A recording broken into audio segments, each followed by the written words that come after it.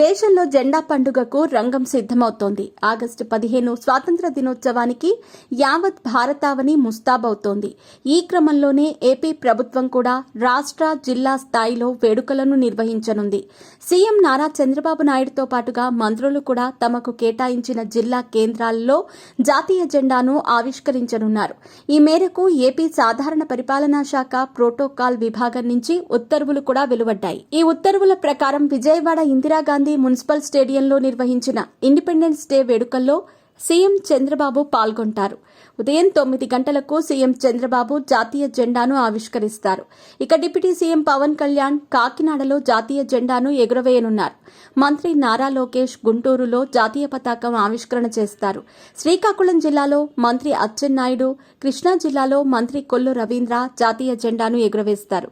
పల్నాడులో నాదెండ్ల మనోహర్, నెల్లూరులో నారాయణ, అనకాపల్లిలో హోంమంత్రి వంగలపూడి అనిత, చిత్తూరులో సత్యకుమార్ యాదవ్, పశ్చిమ గోదావరి జిల్లాలో మంత్రి నిమ్మల రామానాయుడు జెండా పండుగల్లో పాల్గొంటారు.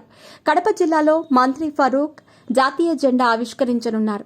అలాగే తిరుపతి జిల్లాలో మంత్రి ఆనం రామనారాయణ రెడ్డి, అనంతపురం జిల్లాలో పయ్యావుల కేశవ్, విశాఖ జిల్లాలో అనగాని సత్యప్రసాద్, ఏలూరు జిల్లాలో కొలుసు పార్థసారథి, ప్రకాశం జిల్లాలో డోలా బాల వీరాంజనేయ స్వామి జెండాను ఆవిష్కరించి వందనం సమర్పిస్తారు. అలాగే బాపట్ల జిల్లా గొట్టిపాటి రవికుమార్, తూర్పుగోదావరి జిల్లా కందుల దుర్గేష్, పార్వతీపురం మన్యం జిల్లా సంధ్యారాణి, నంద్యాల జిల్లా బీసీ జనార్దన్ రెడ్డి, కర్నూలు జిల్లా టీజీ భరత్, సత్యసాయి జిల్లాలో సవిత, అమలాపురంలో వాసంశెట్టి సుభాష్, విజయనగరంలో కొండపల్లి శ్రీనివాస్, అన్నమయ్య జిల్లా మండిపల్లి రాంప్రసాద్ రెడ్డి, అల్లూరి సీతారామరాజు జిల్లాలో కలెక్టర్ దినేష్ కుమార్ పతాకాన్ని ఆవిష్కరిస్తారు.